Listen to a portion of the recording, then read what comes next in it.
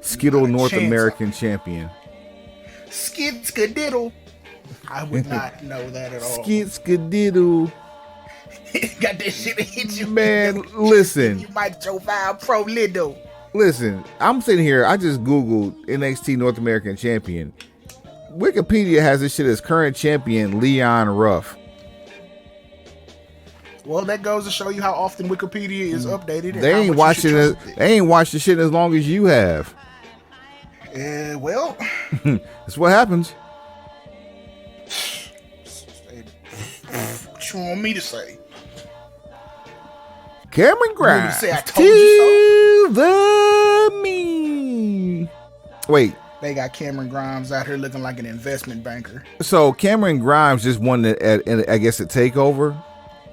Yeah, Solo lost last night because it still has Cameron Grimes as a title holder for 11 days. That's that fuck shit. Oh, so Pete. Damn. I really want to talk about this shit now, but we in the pre-roll, and that would take a topic off of the show. But, I mean, we can start the show now, honestly. I mean, I like starting the bitch with pre-roll anyway. Like it seems very organic. Well, who says we can't? Who says we can't start the show with pre-roll? It's our shit. Well, fuck it. I mean, these are truths. I have to tell you this shit all the time. Fuck them. We don't care about. Look, this is our list. Rules. Fuck your rules. Matter of fact, there is the marker. Go ahead. So look, you know this whole story that broke about Cody Rhodes and what the projected plans are. Oh, I feel some kind of way even talking about this, but go ahead. Okay, here's what I've done in my very brief and non-extensive research into this. Okay.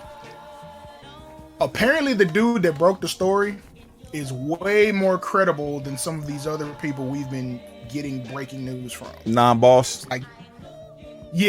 Like someone in the tweet right underneath it literally lists all the people this guy's more credible than. And that non-boss Cap was one of them. I'm sure Meltzer's another one. Yeah.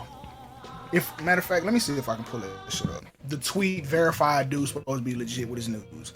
I'm like, all right, cool, because I'm not really used to input from him or input with his name on it as far as verified.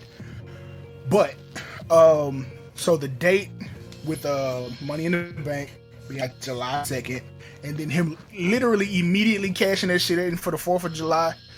What the fuck does the 4th of July have to do with Cody Rhodes? Other than the fact he looks like Homelander. Number one, the 4th of July for wrestling has been synonymous with the Great American Bash. That's it. So, Pete, I understand WWE typically will hotshot some shit for ratings, like they did it with Bobby Lashley and they did it with Big E. But there's a big difference between Bobby Lashley and Big E and Cody Rhodes. I'll let listeners figure out what that is. So, right.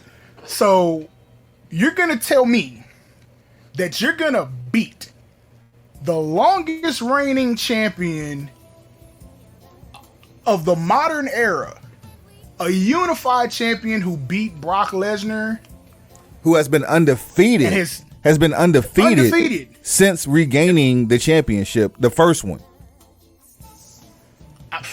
Look, they say that man ain't been pinned in almost 1,000 days. And we gonna get this away on free TV. Wait. Was just mentioned and haphazardly starred as a younger version of himself and Young Rock this past week. Then there's that. Which I'm not necessarily convinced that Rock versus Roman has to be for the title. I'm just under the impression that I don't see anybody who should be beating Roman Reigns anytime soon. However, I will do one better on that one. I'm going to double down on this one. If we do, which we've been predicting, I want to see Rock versus Roman, not for the unified, undisputed WWE Universal Championship, but for something bigger. The position of head of the table and tribal chief. Okay, so there's your WrestleMania main event.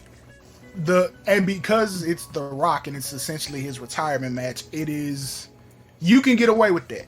I'm cool with that. All right, but July 4th is not the date that makes so much sense with him. So follow my logic.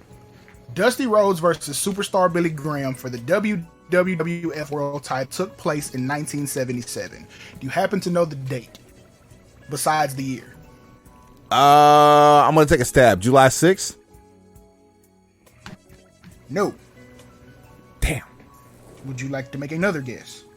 I gotta prep myself. Hold, please. There you go. Let's see here.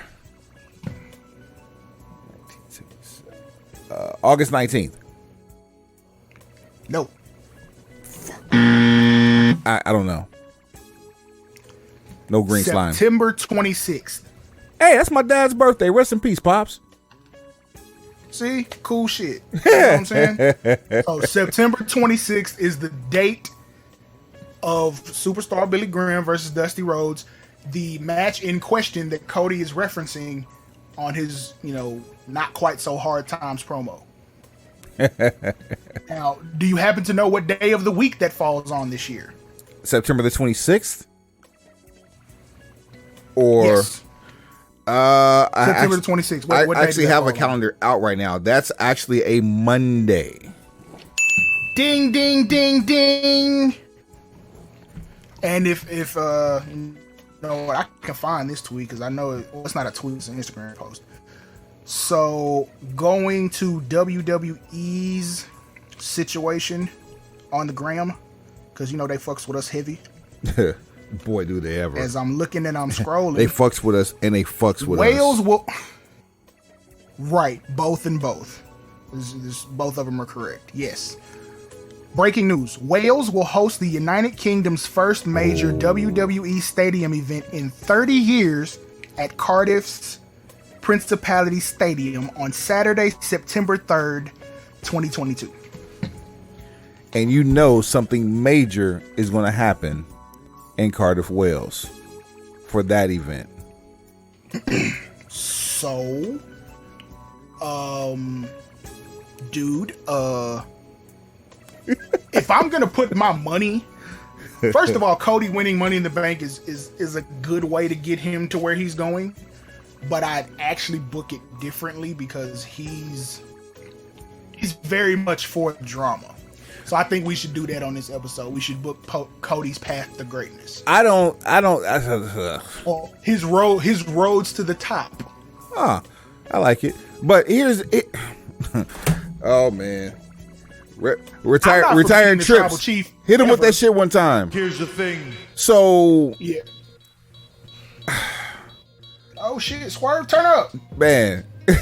as we watch Dynamite live, man. And dust off his hands in the process, and then the Millie rocks. He clowning. I'm not so sure. I actually like that Cody wins Money in the Bank, simply because A, now it's out there, and B, we know WWE would do some shit, but just because it is out there, they do some shit to be like, here, hold my beer. I'm gonna show you what this do. But he don't need to win Money in the Bank to get to the championship, because he don't. Because if you go back the last few years, the last person to really hold on to the Money in the Bank contract, I think it was Asuka that did. Becky gave it to Asuka. I don't remember how long Asuka held it before she cashed it in, but it wasn't very long. Okay, it wasn't long. Okay, so that goes back to my original point then. So no one's been holding on to the Money in the Bank contract. No one's won it. Well, okay, back in the days when it was the ladder match was at WrestleMania, no one's held it for the entire year and cashed it in on a main event.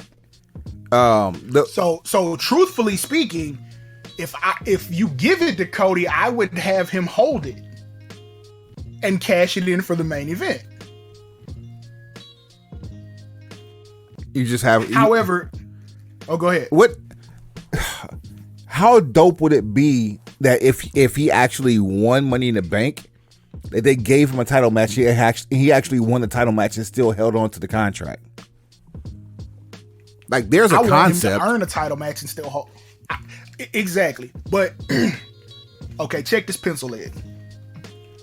Him and Seth Rollins are essentially inseparable. So what I would do is I would have Cody be right at the cusp of winning something. And Seth Rollins is always the catalyst for him not winning. I like Money that. in the Bank, Seth doesn't have to win Money in the Bank. He just has to stop Cody from winning it. I like that. And I mean, like, Cody, like, so you get the third match. Basically, you get that third installment of Seth versus Cody at SummerSlam. So you get WrestleMania Backlash as the rematch. I'm not above putting Seth over in that situation. He been losing too fucking much anyway. So then they go back and forth. Cody can end up in some shit with The Miz. Matter of fact, The Miz can be the reason that Seth Rollins wins, and now you got two different opponents for Cody to kind of keep him busy. Third match, yeah, give me SummerSlam. Cody goes over. Roman is doing whatever he wants to do at this point. But you kind of see, like, they tease that there's going to be some type of interaction at some point. Very lightly, but you just kind of have them juxtaposed against one another. Seth's position on Monday Night Raw with Cody in the ring, even though like challenging for a rematch for a match, he had plausible reason why he needed to have a rematch just to make it make sense for him. Or you can even go with the no contest and Backlash. It really doesn't matter because they book rematches around this bitch willy-nilly anyway. I was trying to keep it to a series of 3, but whatever. We can get to a series of 7 that culminates at next year's WrestleMania if you really want to do that. I mean, I'm not against the 7-match series, but, you know, that is what that is. Especially if you're going to draw them out, because I want them drawn out. I don't want them just 7 weeks of TV. I don't want it to do what Sheamus and Cesaro did. Because Graves, even in his Corey, in his Matt Striker energy right now, he's astute enough in the game to where he could actually point out the number of matches within a particular series. These are facts. So, well, my whole thing, okay, Survivor Series this year is obviously going to have to be different because you got unified champions all over the place. You got Roman as a unified champion. I assume the Usos are going to be unified tag champs in a minute, which means Finn and Ricochet got to do some business at some point. What do we name that belt? Do we dissolve one? You're just going to dissolve the United States Championship. I don't think any of these are going to be renamed. Like, I think you should get a brand new belt for Roman just because he deserves it. Especially if you got a brand new IC belt and nothing else. Well, right. you have a brand new design on the IC belt. You have a new US Championship belt, and the one that's out there is not even the best prototype. There was one better than that one. We don't care nothing about that. The US belt is going into the fucking museum after this. That was a rough destroyer. Anyway, and the Intercontinental Championship survives when they merge those two. You get, because we've been hearing that there are a brand new set of tag belts that nobody's seen. So once this unification goes down, the Usos can get those new belts. Roman can either revive the Undisputed Championship or they can just create him one. Either way, I'm fine. But we got unified champions, which means Survivor Series is going to be different. I say he carries both belts, but that's just me. I mean, Randy did that already. Like, just carrying 2 belts. Like, you can bring back Big Gold by itself. You can bring back the Undisputed Championship by itself. Or whichever. Or just create him something. Which I think would be even better. Same thing with the tag titles. Like, you could go back to the old school Hart Foundation Demolition tag titles, because I love those. Oh, man. You whatever this new concept is. You talking about like the replacement world title belt for Ric Flair? The one that the big yeah. Yes. Here comes the axe, here comes the smasher. Hell, while we're at it, you really want to get Roman like more over in like his de facto heel, but really we cheer him type shit. Bring back the winged eagle. Bring back the fucking winged eagle, and I guarantee you we got action. Absolutely would have action. But Survivor Series. You can still do show versus show, even though you have unified champions. So Raw versus SmackDown, which means guess who's going to be on one team? The Usos. You're gonna have the Bloodline plus one. Right. I'll say that can be. You can have you have the Bloodline. You'll have Roman. You'll have the Usos, and most likely Solo Sikoa. Okay, fuck it. Yeah, if we gonna bring Solo up, I'm all for it. I ain't gonna argue with you. Cool. Who's your fifth man, or do we do 5? Now you got to do 5 because you got to keep it traditional. So who's number 5? Now see, that's a weird question only because we know there's probably gonna be a draft or a shakeup that happens before Survivor Series. But if we dealing with the roster just as it is right now, give me this. Yeah, this really hurts that I don't watch enough SmackDown. And that's all I've been watching lately, sadly. Pick one. Shit. I don't even know who makes sense. Like the only thing that I could see, that would only be good on the other side. And damn sure won't happen in November. As I'm trying to.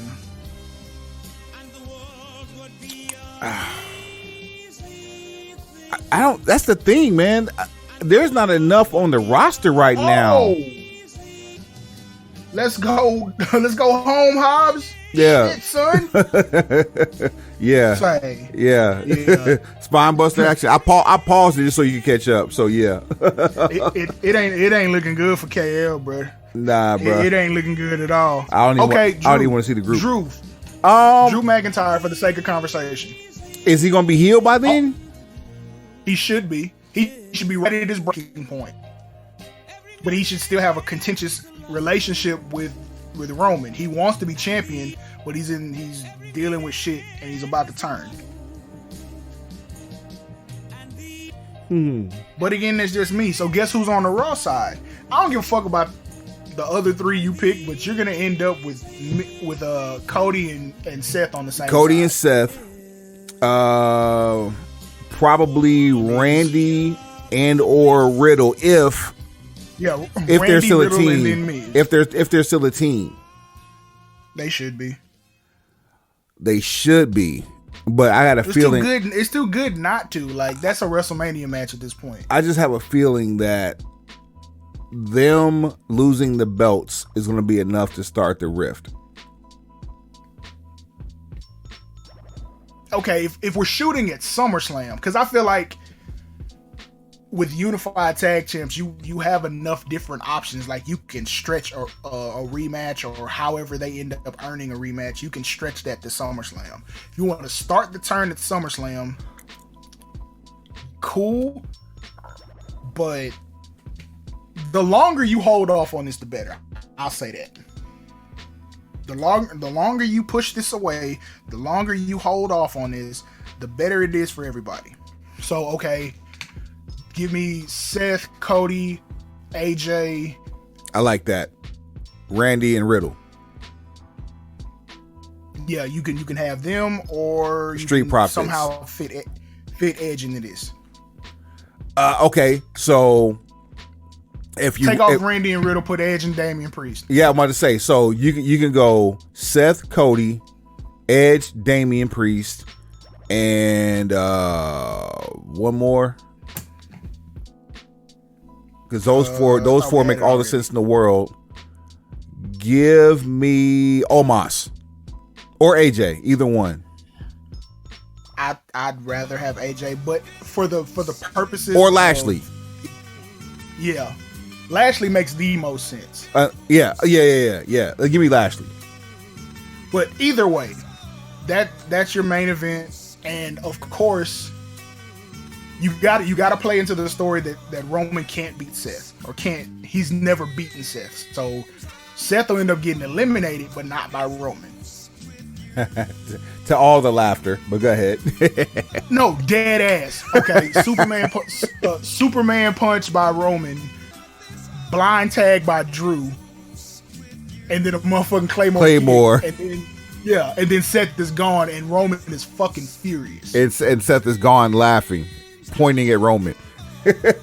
No, Seth rolls out to the floor. He gets up and then he points and laughs at Roman. Right. While he's leaving, double crosses Cody. So now Cody takes another L because of Seth. And now Seth is full blown heel again.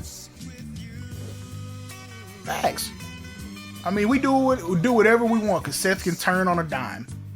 Or really, Seth can be face and it's like, look, I'm gonna make sure you don't ever have success. Hell, Seth and Cody can be a team before next year's WrestleMania, with or without Cody having the belt. Either way, but Cody has to continue taking L's. Oh, you remember the shit where damn, which team was that? I think it was Austin and Michaels, where Michaels was fucked up, but Austin would keep winning, so Michaels had to keep wrestling. And what they weren't champions for a second, were they? Yeah, they were. Okay, so they were champions. I know. I think Cena and Michaels were champions for a hot second. Yeah, same shit. Like yeah, the first time they really did partners that don't fuck with each other as far as the Attitude Era or early Attitude Era. Singles main eventers becoming tag champions. All right, but let me take this shit further, son. We gonna take it back. We 30-year anniversary this year, right? Yep. So for SummerSlam. Yes, but we passed SummerSlam, so we 31-year anniversary. But I still want to draw from something from '92. Cody needs to be the next to last person in the Royal Rumble. So when we get down to the final four, it's Cody, Seth. Give me two more. For Money in the Bank? No. For the Royal Rumble. Rumble. Final four. Cody, Seth. Yeah, we did SummerSlam. We did Survivor Series. Now we're at the Royal Rumble. We on our road to WrestleMania. Cody, Seth, Bobby Lashley. I like that. Who could? Shit, Orton. AJ deserves a final four. Or AJ does deserve. Matter of fact, I'm going to give you 5. Orton and AJ eliminates Orton.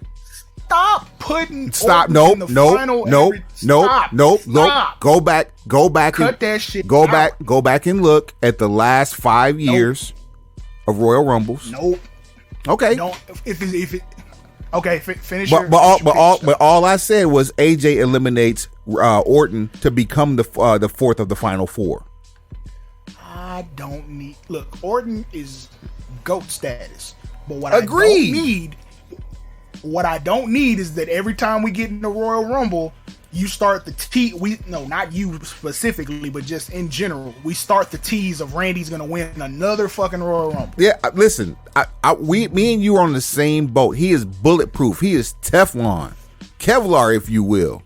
It's not needed, but they keep doing it because he's the closest thing they have to the motherfucking Undertaker. Meanwhile, Edge is loading. Meanwhile, Edge was out for 6 years. Orton's been there. Continue. I don't disagree with any of this, but I don't want Orton anywhere near the final four. I'm sick of that shit. Matter of fact, you can make Orton the 6th person, and Riddle eliminates him. So there's your turn. Okay. Well, either way, well, that's a great setup for Mania. But either way, AJ needs Seth, Cody, Riddle. I still like Seth, AJ. Cody, Riddle, and AJ. Yeah, Seth, Cody, Riddle, AJ. Give me those. Give me that as the final four. Oh, it's Joe time. Go ahead. Uh-oh. So now, of course, Seth gets eliminated, as usual. And not in true 1992 fashion, Seth grabs his hand and pulls. And whoever ends up being the one who's going to win the Royal Rumble eliminates Cody last. Perfect so setup. Now Seth has caused Cody to lose a chance at winning the title at every possible turn. You see who's ringside for this shit? I wasn't paying attention. Jay Lethal and Sanjay Dutt cheering on Joe at ringside. You know how this gonna end. I mean, Joe ain't winning. You know who ain't gonna win. Joe's gonna win. It's just gonna be by disqualification.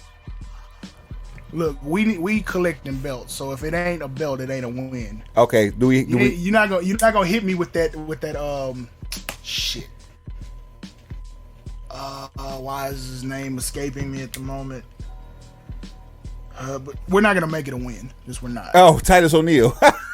Yes, I don't know how the fuck I'd had a brain fart and forgot about Titus, but yeah, we're not gonna make because it Thaddeus has entered the chat. That's why. Okay, shout out to Thaddeus.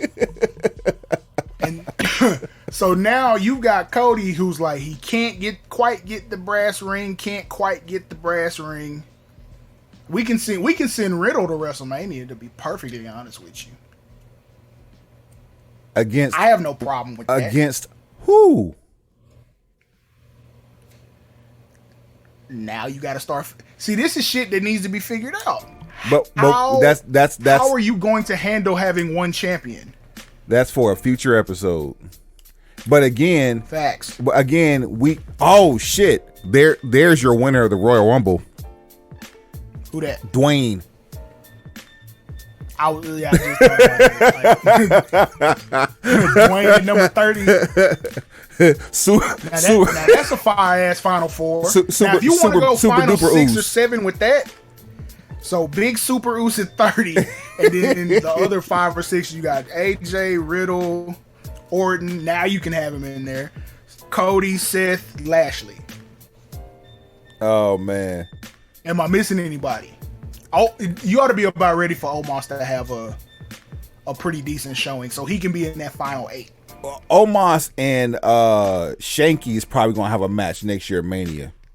What the fuck for? 2 big ass dudes, just because. So I don't somebody know. Can go to the hospital? Pretty much. I don't know. Nah, I'm not. Meanwhile, Joe and Suzuki are sitting here making chopped beef sandwiches on each other's chests.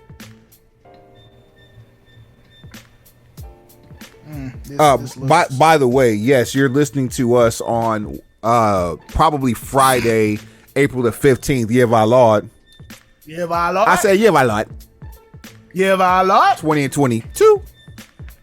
Hey, man. And we are watching AEW Dynamite live on Wednesday, April the 13th. Yeah, my lord.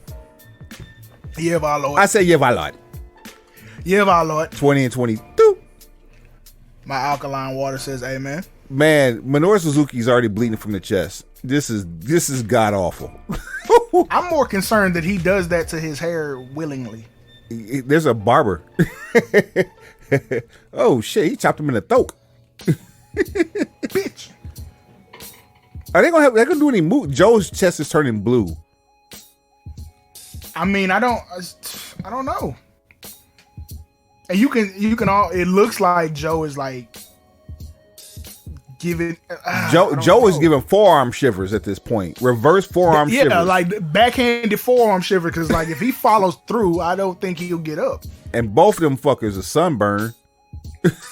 And by sunburn, I mean slap the shit out of.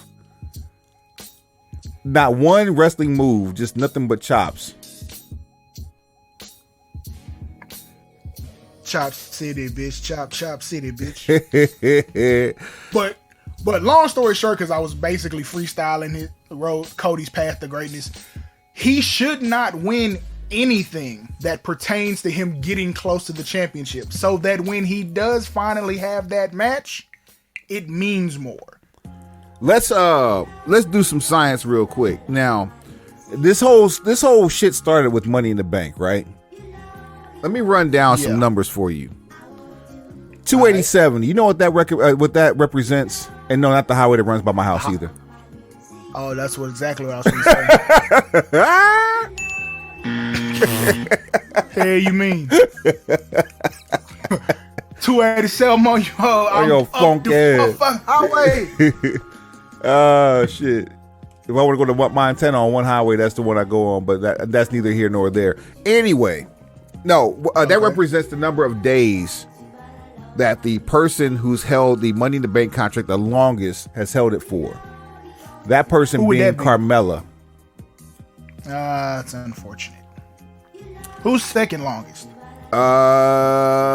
Let's see here. 280.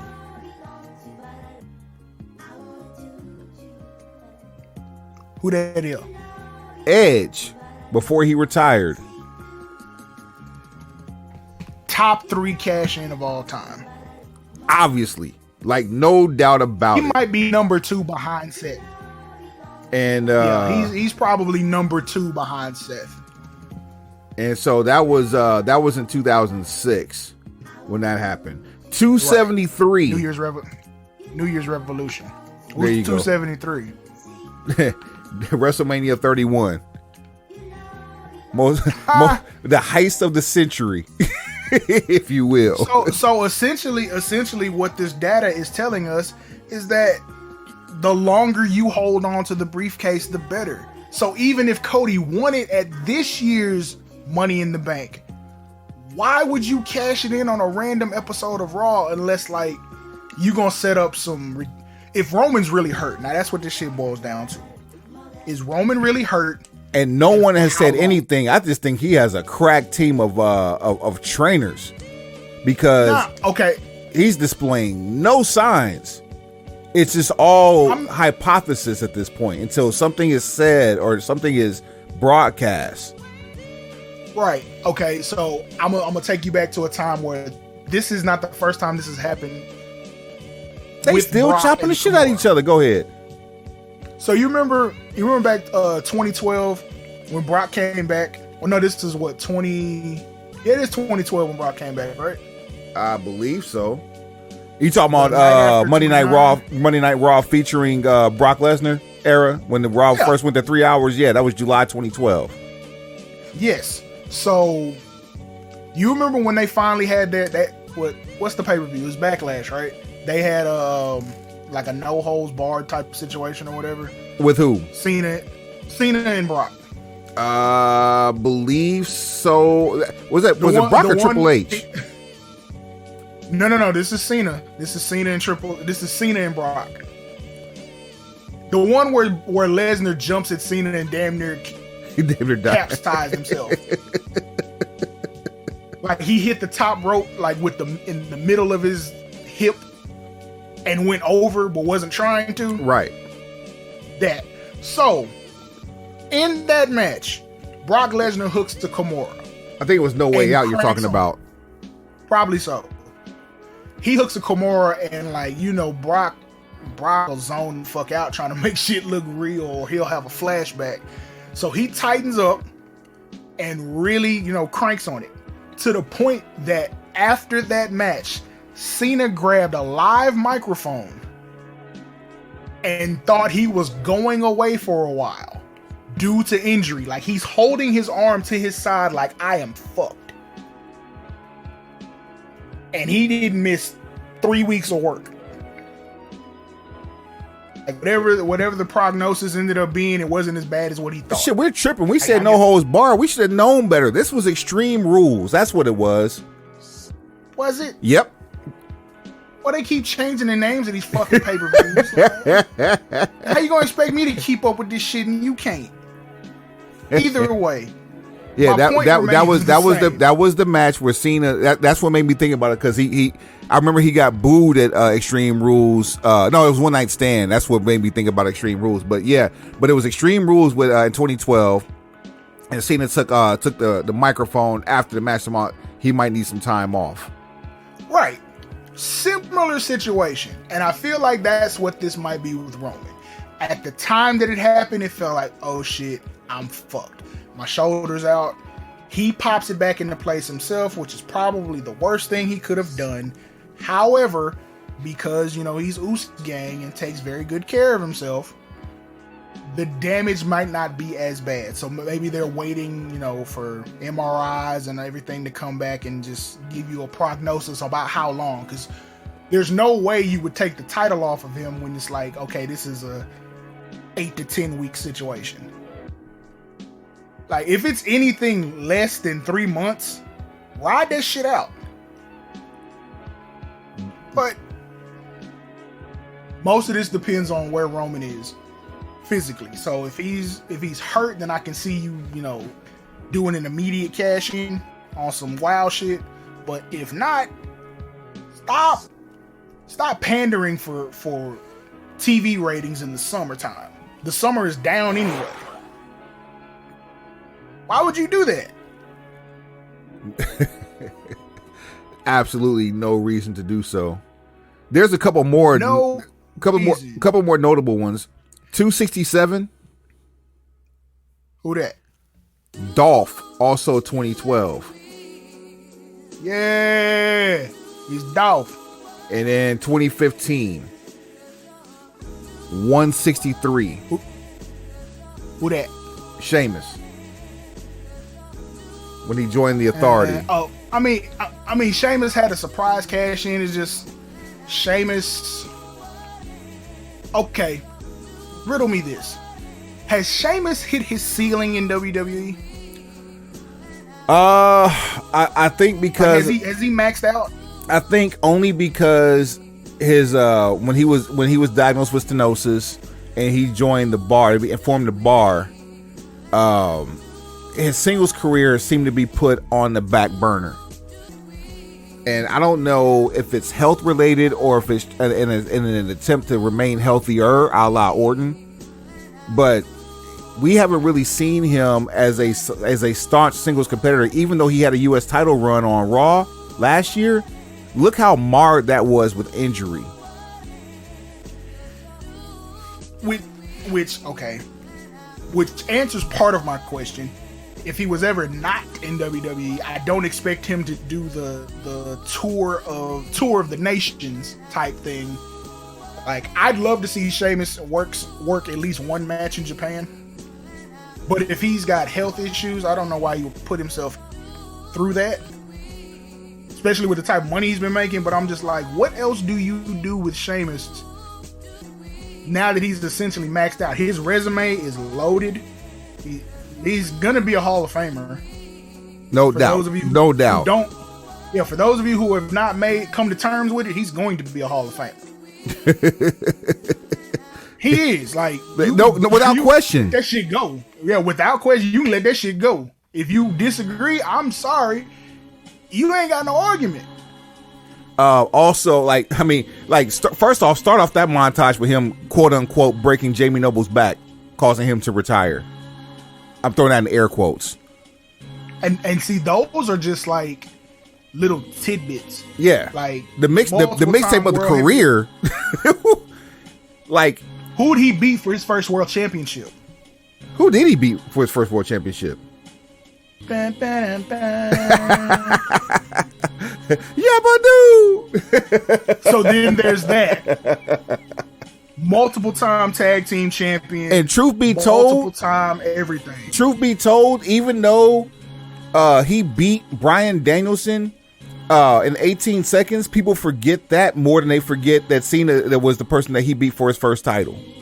Muscle Buster, bitch, let's go. 1, 2, we out of 3. here. And so the overrun is going to be with and now we're talking about the overrun for AEW, which is why we're recording on this night specifically and during AEW. And we want live reaction to whatever this overrun is going to be. Yeah, and now, there we go. I had him. As promised, as always, not promise to the fans, but promise to our pencil pushers, promise to everybody known to man, who's our people. The Snowman himself, Tony Snow. Can't ban the Snowman, you ungrateful slaws. Aha! Hey, yesterday's price is definitely not today's price. Not even close. Not even close. Oh shit! Lights off. Yeah, the lights just went out. Ho, what you got? What? So Jay Lethal and Sanjay Dutt are ringside. Joe's in the ring with the ROH TV title. Your winner. Where we at? Who the fuck is that? The TV title. Who is that? What is that? The Ring of Honor TV title. Who's? That's a big Indian. Who? Is it Veer? Did Veer finally show up? No. Veer's already marked. That's a big ass dude. Someone just like the Great Khali with a motherfucking drop fade. Who is this dude? They found their answer to Omos. Jesus. It's not. I want answers. Who in the fuck is this man? You got overrun for somebody we don't know? That's fucked up. I just thought about that's fucking trash, bro. Kyle, you got some explaining to do, boy. Meanwhile, Joe choking the shit out of Sanjay Dutt. Oh no, that was Jay Lethal. He was choking. Jay Lethal. Okay. Well, look, they look too much alike right now. What? I don't know this one, and I'm a Ring of Honor alumni, and I don't know this one. No, we have 3 wrestling heads who can't come up with one identity other than the fact he's a big Indian. No, has Samoa Joe ever been the Ring of Honor TV champion? Is my question. Not that I know of, but I can do my Googles. I think this is his first time. I think this is his. I'm excited for Joe. Look like it might be his last time the way this shit going. Bro, isn't it crazy that not even a year ago Samoa Joe was the NXT champion and now he's got gold in AEW? Joe won the title and never defended it. Let's sit on that one. Joe won the NXT championship and never defended it. So is that Sanjay's big player from the Himalayas? Joe said, "Screw you."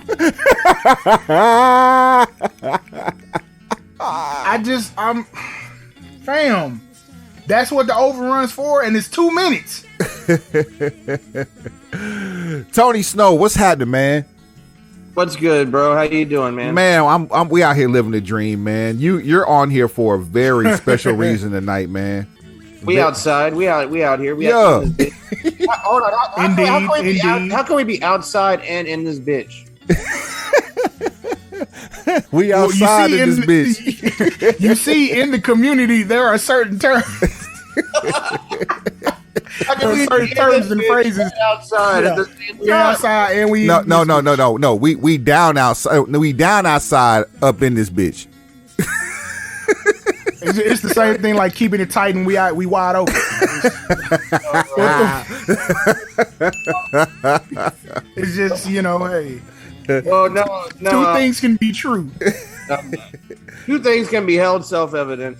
No, but yeah, I'm here for a special reason. I got a good friend of mine in town. He drove up from San Antonio today to kick it, and I wanted to interview him for a while now. A couple years I've been wanting to sit down with him, and so I hit Wood up, and I was like, man, let's just get him on the show and expose. Well, I don't want to say expose them because that sounds dirty. Yeah, we just don't do that shit. Yeah, you don't want to expose anybody without their consent. Yeah, we don't need to get canceled because of us. But yeah, no. Hey, we can do enough for that on our own. We can keep you out of the cancellation. We gonna get that regardless. Go ahead. But yeah, no, he's a really good friend of mine. Numerous time world champion pro wrestler, Army vet, war hero. The guy's done everything, and he's here with me smoking some Slurricane. This is Brysin Scott here with me tonight. Brysin Scott, what's happening? How's everybody doing? Man, we're doing wonderful, man. I'm Wood. We got my partner Suave Burgundy. First and foremost, man, we want to thank you for your contributions and your sacrifice for this great country of ours. Without people like you, people like my wife and Suave's wife, things like this podcast wouldn't be possible. So with all intense, sincere gratitude, we humbly thank you, sir. Hey, thank you to your brave wives as well. And hey, like my wife knows, it's hard being a military spouse, so y'all need that recognition as well. Man, so Tony let me know that you have a documentary on Amazon Prime, and I'm going to be upfront and honest with you. Not only have I not watched it, but I watched the sizzle reel and was uneasy with the idea of watching it with anyone other than myself and or Suave, simply because it is intense. That's one word I can describe. That is 3.5 minutes, 3 minutes 45 seconds worth of intensity coming from someone who has seen literally it all. What's your story, man? Like where did it start for you? I started in Virginia Beach, Virginia, that's where I grew up. That's where I graduated high school. I started training as a pro wrestler actually in Aiken, South Carolina. I was still in high school there, living with my father. And then I moved back up to Virginia and finished out my senior year of high school in Virginia, and then started training at what was in the Vanguard training school in Portsmouth, or not Portsmouth, but Newport News, Fort Eustis area of Virginia. I started there in August of 07. And then I had my debut match March of 08. I wrestled a guy named John Kerman, which he's an old, for a lot of wrestling nerds, they might know the name Kaida Pro. Yes. For like training Mickey James, Maven, Nydia. Nydia, shit. Who else come out of there? Sanjay. Nice. But John Kerman was also out of there. So that's who my debut match was with. And so wrestling didn't really work out at the start. And I was moving from place to place and didn't have anything going. So I joined the military. That was March of 2010. I went to basic training. Or OSIT, because I was a tanker. So my basic training and my A school were all together. And so you say it's 2006, right? No, this is 2010. 2010. Now. Okay. Go ahead. It's 2010, and I graduate in June of 2010. Get to Fort Hood, July 8th of 2010. So it's actually 2 days after my birthday, and I wrestled my first show in Texas, July 17th of 2010, and come to find out, I meet my now wife that same day, and didn't know it, didn't plan it. I was married, she was dating somebody at the time. So we went our separate ways. I wrestled a couple shows. And then November I went to NTC, and then February I was in Iraq. While in Iraq, we had 237 rockets shot at our base. Damn. We were in a small COS called Gary Owen in the Al-Amar province. We were doing we'd do tank missions, like go around the base and stuff like that, because we couldn't go too far into the city with the tanks because of like war laws at the time or stuff like that. I don't know. But we could go around the base to check for people setting up rails for rockets. So we did that in tanks.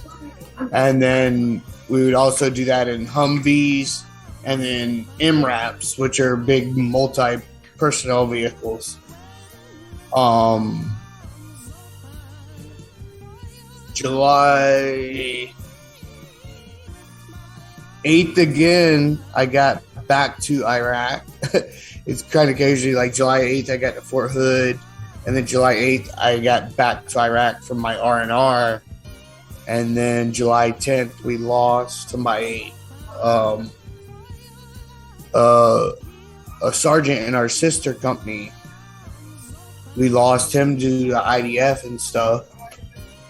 So that was 4 days after my birthday and stuff like that. So that's always sucked. Jeez. To remember that, you know.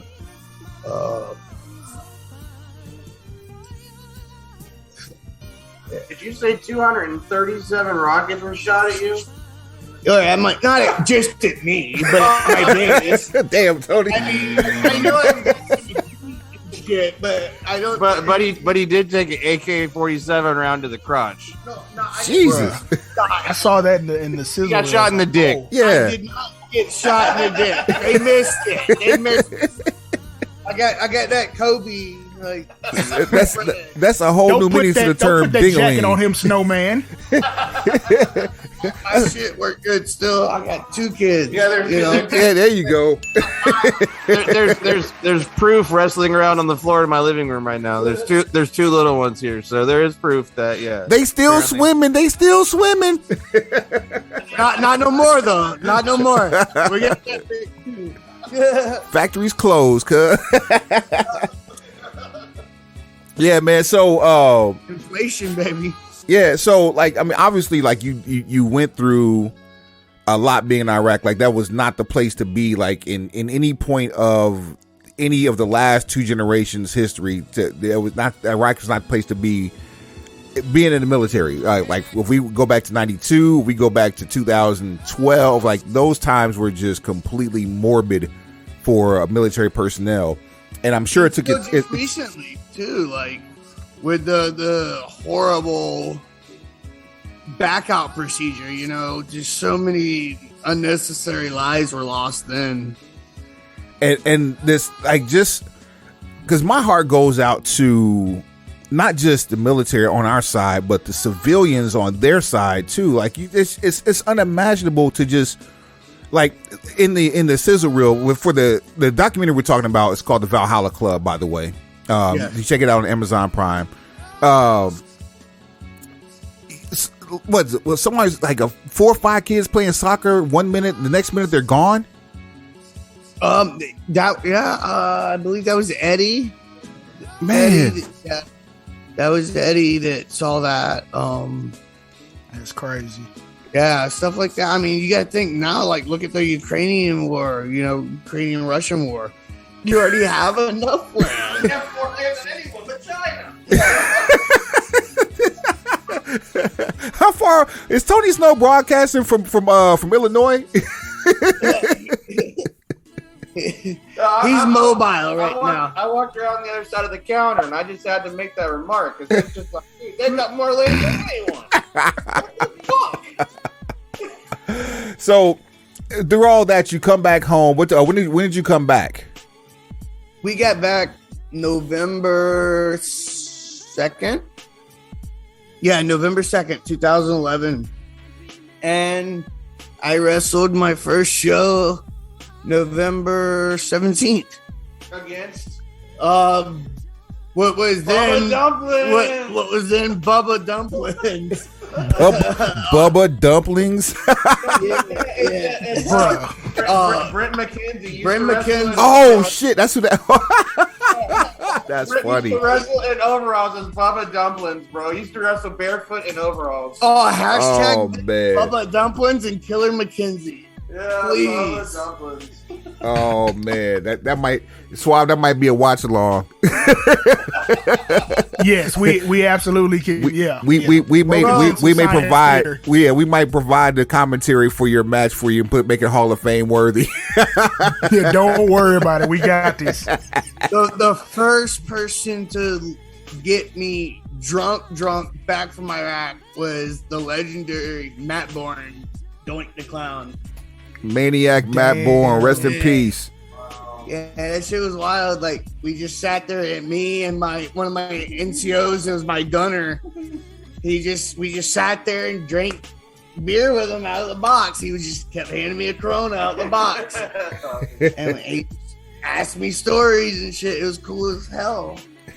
Like, So from there, how did the Valhalla Club start? Like when did you guys all meet up, and how did you guys decide on a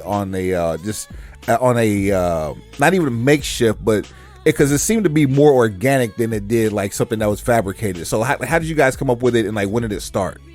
I was booking for I was still in the Army. I was booking for a company in Waco called Heart of Texas Wrestling, and the owner down there in Waco, he's like, "Hey, I want you to meet this buddy of mine, Jan." I'm like, okay, Jan.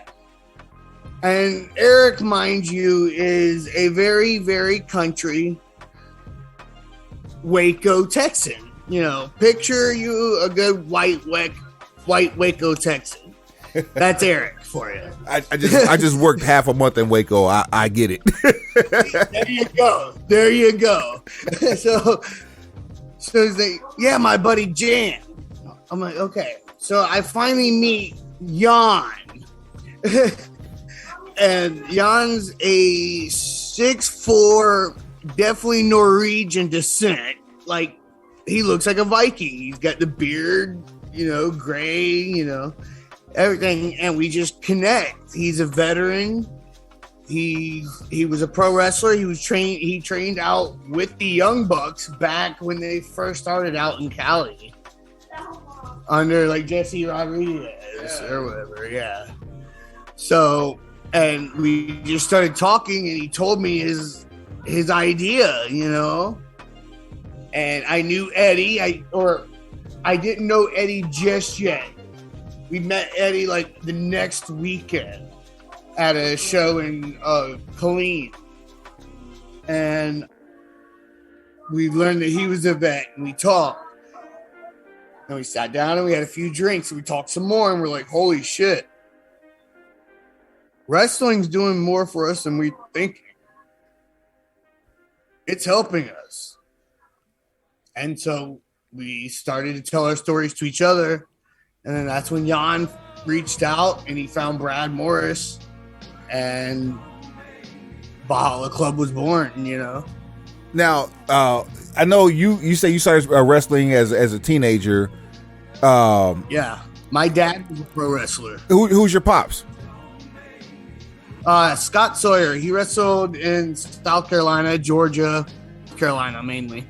What was it? What was that? Was it South American chat? What, there was an old organization that was territory. I remember.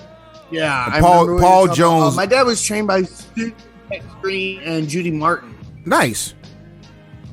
Right on. Yeah. So came up the right way. You were bred for this, literally. My first wrestling bump was in Susan Tex Green's wrestling ring in Columbia, South Carolina. So yeah, definitely. It's like South Carolina had the farm and North Carolina had the champions.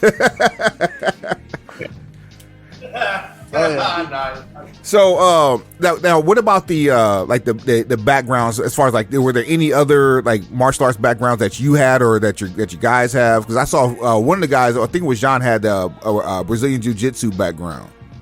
Jan and Eddie both. Trained BJJ and stuff like that. Eddie competes a lot in a lot of no-gi and gi tournaments, stuff like that. Myself, I wrestled in high school and middle school, but other than that, I run my own promotion now with my wife and take bookings when I get them. And just right now, I enjoy being a dad and running our promotion now and be able to travel and hang out with homies like this. Right on. Hell yeah. What's the promotion that you're running right now? Simply Lost Promotions. We run out of VFW 8315 in Shirts, Texas. You gotta tell them nice. The name. I'm sorry, Tony. You're in a different area code right now. Can you speak up?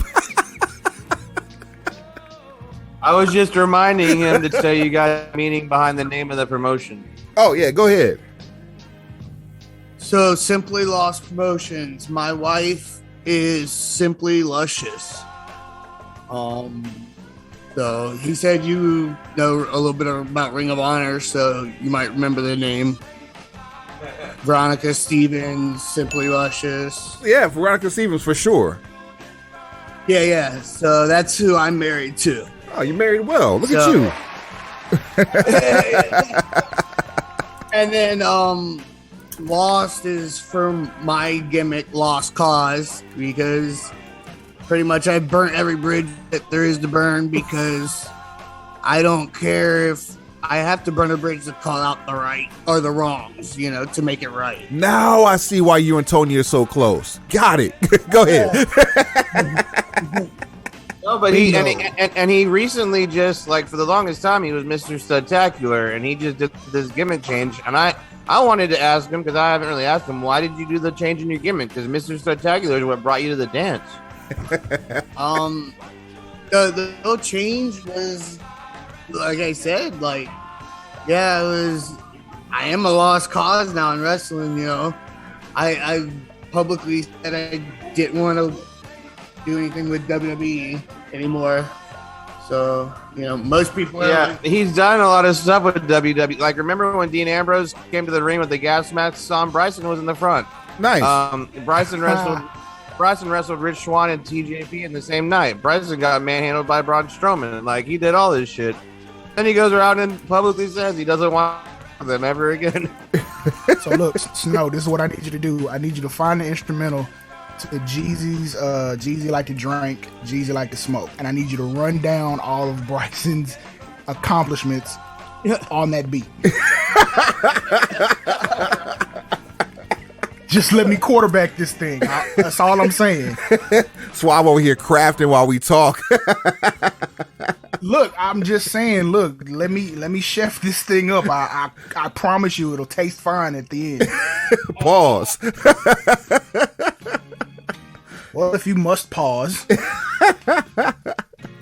So, Bryson, do you paused? What are we waiting for? We paused. Dad joke, bad joke.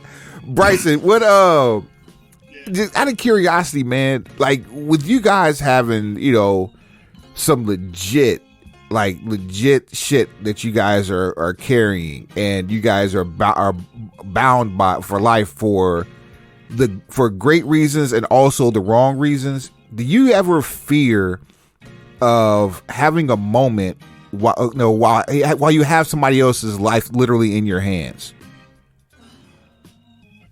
Like when I'm wrestling? Yes. Not at all. Like, not at all. Like I'm a different person then, you know?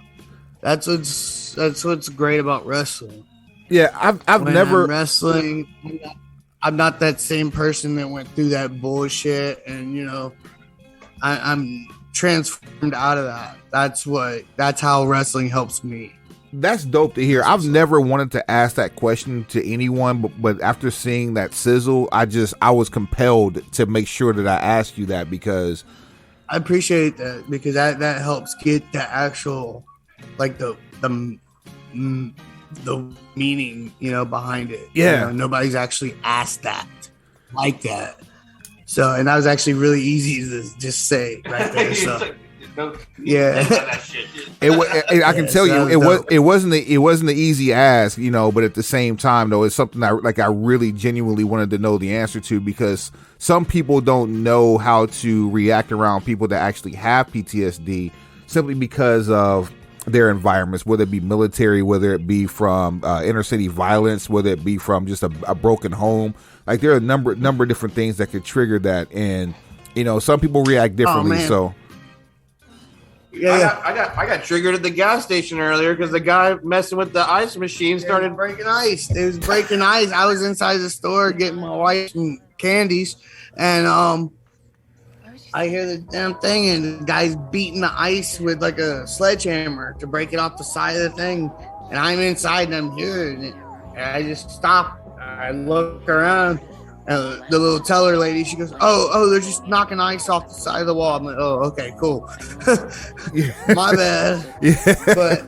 But no, like if I'm at a wrestling show, once my music hits, once I'm out there until I come back to that, you know, I'm Brysin Scott, you know, but now I'm John Berger. And this guy embraces the whole being a bad guy. He's one of the best heels. It's fucking ring music. Tell him your ring music, bro. It's actually a remake of Nas Hate Me Now. No better way to be hated. Yeah, no better way to be hated than to have a song that makes you be hated. Yes, sir. Yeah, shout out to my boy Cash Harms for that one. Right on. So Tony, what other hateful shit are you going to be able to produce for him coming to the ring in the future? I'm sure something's coming. I don't know, man. Yeah, I don't know. I'll get in my bag on it though. But yeah, dude, he's like the personification of a perfect heel, man. Like I've seen this guy get so much freaking heat. Man, literally one time this guy at Texoma wanted to like beat him to death, bro. Like and still to this day. Yeah, to this. Yeah, I was on a crutch because I tore my ACL, my PCL, but I'm still out there and I'm on the crutch, and I get mad and I hit the top turnbuckle with the crutch, and it goes flying. A piece of the crutch goes flying. It hits some old lady in a wheelchair.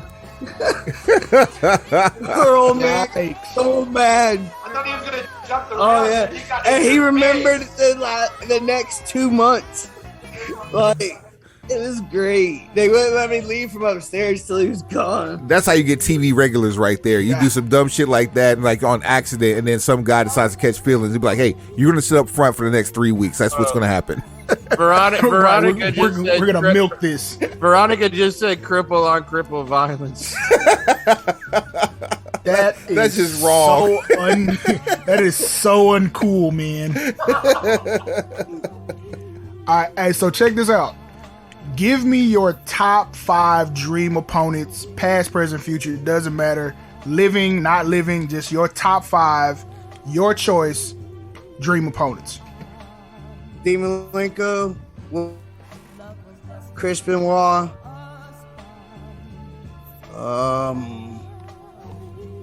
Matt Riddle, Rich Swann. Again, that's an eclectic 5. Hold on, we missed one. Who'd you say after? You said I heard Dean Malenko, Benoit, Rich Swann, Matt Riddle. Who was the other one? Regal. Oh man. Yeah, we fighting. Literally. We are And see, completely outside. We are leaving with lumps. We're bleeding. All of this. We are outside and in this bitch simultaneously. Yeah, I like the fight. See, and what have I been saying for weeks and weeks on end? I like wrestlers who fight. And I'm like 5'5", 5'6". Matters not. Oh, so you're just scrappy, basically. Yeah, a little bit. I've seen this guy take a Little Tykes playground slide and use it in a hardcore match. He found it in the freaking parking lot of the Lit head first in the dude's nuts. Oh man! Wow. We've got to get this man on television. Oh man, what we need to do is sometime in the next 2-3 days we need to go ahead and do our Mystery Science Theater, and yes, I'm with it. And get this out there. The world needs to see this man in his truest, most heelish form against Bubba Dumplings. Bet. We will get outside and in this bitch simultaneously. Broken Pencil Theater. If we can find this, oh my god!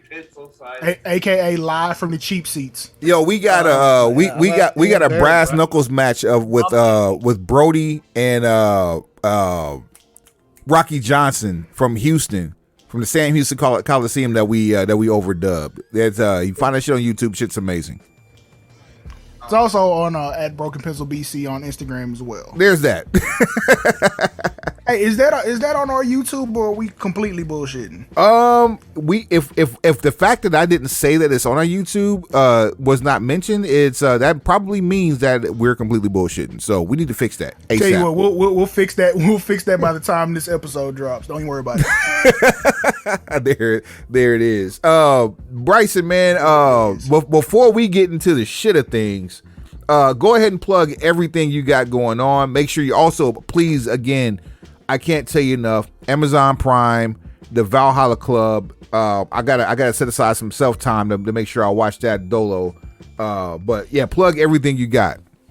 Also, if you have Paramount Plus, go to check out Klepper Season 1, Episode 1, Wrestling with PTSD. That is also the guys from Valhalla Club on there. It was originally aired on Comedy Central May 9th of 2019, 2020. I can't remember. I hit my head a lot. But but on Facebook, you can find me at The Lost Cause, Brysin Scott, Simply Lost Promotions, my wife, Simply Luscious. Also on Instagram, we are The Lost Cause, Brysin Scott, Simply Luscious. Twitter is the same. Try and keep it simple. Right on, man. Tell them about your next show. It's the first step in branding. The KISS rule. Keep it simple, stupid. Yes, sir. Who you calling stupid? Our next show in shirts is June 10th, and we are running a tag team scramble tournament. What we're doing is we're taking tag teams. We're going to put the names in a hat. We're going to draw the tag team. And then we're going to take the team member names. put in a hat, and that team member goes into a Royal Rumble with the other team members. First one eliminated wrestles the second one eliminated as a team, and go from there as a tournament. Wait, what day is this on? June 10th. That's a Friday. Yes, sir. Well, I'll have to check the schedule and get with Tony Snow on that one. That one we might have to pop up in there, or at least have some representation. Wait, you got to hear this talent though. Hold on. I'm coming to that, but go, yeah, please.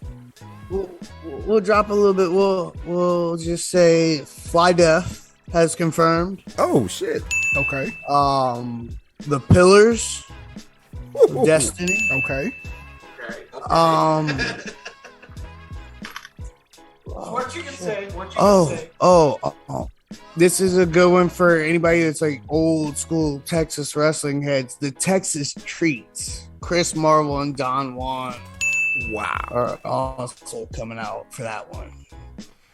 So so Tony Snow said what you can say.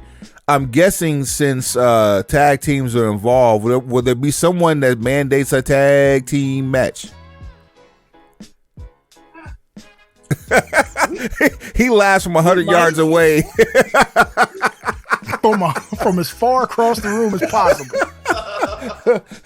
Giving up spoilers about that. I mean, I just figured I'd ask just in case, I mean, since we all outside and up in this bitch, I guess we got some business simultaneously.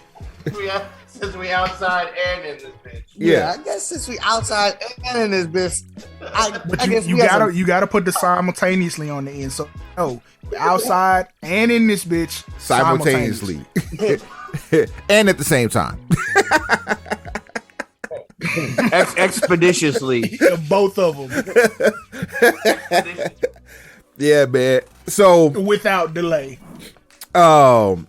We have a lot of shit to talk. We would love if you could stay on with us and talk some shit with us for the rest of the show. You game for that, Bryson? Sure. My man. There we go. Yeah, this is getting the driver's seat. This whole show is out of order. Cause I ain't even dropped the intro. Schwab, so I'll go ahead and drop the intro. We just ain't gonna say fuck it for the show. I mean, unless you're gonna put it in and post edit, you might as well drop that bitch now. Cause like I said, we are outside and in up this in bitch, this bitch, yeah, simultaneously. I can. That's gonna be the name of the episode, simultaneously. So this is what I will do since we are outside and up in this bitch simultaneously. I'm gonna drop it down. I'm not gonna even put it in post edit. What you hear is what you get. Wait, no, saying up in this bitch, that's a little too aggressive. Just in this bitch. Up okay. in this bitch. Yeah, just in this bitch. That's a little too aggressive. You taking it a little too fast. You got to ask permission.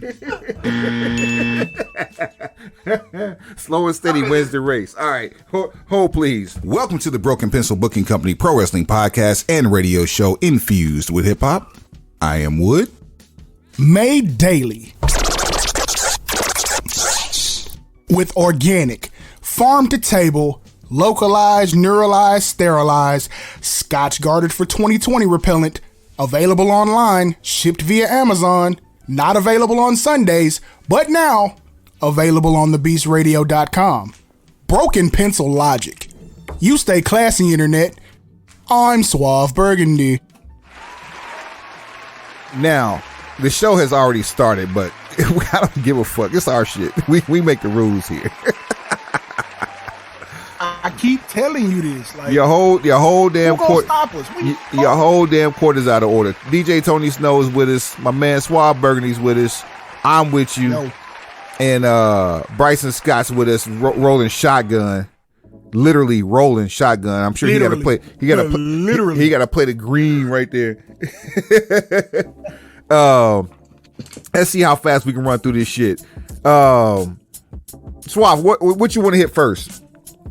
Because we did a whole show before we even got Bryson on. The lotto. The lotto. You said what I want to hit first. Oh shit. I mean, keep up, baby. Keep up, baby. If I talk real fast, you ain't got to listen real fast. Catch you up. Price just went up. On your ass. Okay. Which of these many topics for this week do we want to go with first? That's the question I have. Okay, let me look at the agenda. Oh, I got a good one. I got a good one to start. Go ahead. How soon do we get a new member of the Oos Gang on the main roster? My professional opinion is no time soon. That's what you want. What you think? No. I would like a new member. Oh, okay. I don't think it's gonna happen anytime soon, and it's not gonna be the member you think it's gonna be. Oh, Dude, how are they gonna? No, they don't even refer to him as an Uso. So until they refer to him as an Uso, then I don't think he should even be in the discussion. that won't happen. Well, we know a breaker is a Steiner, but they won't fix that either. We won't get the new Uso until he stops being on Wednesday nights. Or is it Wednesdays? Tuesday nights. So let's start with that shit. See, you don't even watch. You don't know what night it comes on. It's been a while, Swab. I must say it's been a while. It's been since probably January for me, probably since like November for you. So I mean, get what you deserve in this life. Get it how you live. So again, the big answer is when. The big question is when. I don't think you get one until it's absolutely necessary, and it only becomes absolutely necessary when you have a challenger for Roman that seems as though Roman needs another reinforcement. Like if Seth turned face and had a whole lot of momentum going into a match with Roman, like that fourth member might make sense then. Well, if the fourth member was Solo. Okay, because I was thinking if from our conversation from earlier, if we waited until it's the break glass time, the effects of him coming on to that roster would look just the same way that AEW ended. However, I'm glad that's not what you're talking about. So if it's not going to be Solo right now, who do you think it would be if it's not Solo? We've pitched this many times, and they kind of teased it with during the program with Sonya Deville. It's Naomi, and she's got a belt, so she fits, and she's married to an Uso, so she fits. But do you do it with her? Totally convinced. Go ahead. I was like, I'm not totally convinced she'll still be a champion when she joins. I look at that situation like, you know how most teams break up after a title loss. If you had another team to put the belts on, she can start her turn on Sasha, join Uso Gang, and now she has an opponent that makes sense and that'll give her good matches. But as far as this this tag team with Naomi and Sasha, how long do you think that's going to last before it turns into a match at a pay-per-view? How long does it take to cook a baked potato? 45 minutes, depending on the size of the baked potato. And if we also put it on the grill, put it in the oven. All right, so with commercial breaks. Next Monday on Raw. You make the call. You make the call. Shit. All right. Now, I'm gonna keep it 1,000. You're not gonna lose it anytime soon. You ain't got nowhere to put it. You have no more space to store goods and services. Oh man. You have no more teams. You just have random women who are kicking it with each other long enough to be tag champs. Just space holders for TV time. That's sad. So you've heard that rumor about what they plan on doing? I've heard no rumors. I've heard no rumors. You've heard no rumors. So apparently Baszler and Ronda Rousey are supposed to get a run as a tag team. Now, obviously, they're going to be destined for a tag title reign. So obviously, there you have it. You get two of the perennial 4 horsewomen of MMA as champions. I mean, that's only fitting. But man, we can let that shit go. That 4 horsewomen shit, we can let that go. They won't. It's not gonna work anymore. I'm sure they still consider themselves as such. Who are you to take away their titles? I'm the commissioner around this bitch. What Sure you can are. refer to him as whatever you want outside of the confines of this show, but over here, just like we don't call him Luther, he's Walter over here. Walter, ring general. Oh boy! And then there are certain rules and regulations that must be upheld. And then you bring out what's the so you what's my man Bartel? What's his new name? Fucking German racist scum name that they bring back again. Ludwig Borga. No, not Jr. Borga. Not Borga. Not Borga, but definitely Ludwig von wrestling ring. Smirnoff. Nope, not that either. Man. Grey Goose. Ludwig Kratzenstein. Nope. Ludwig von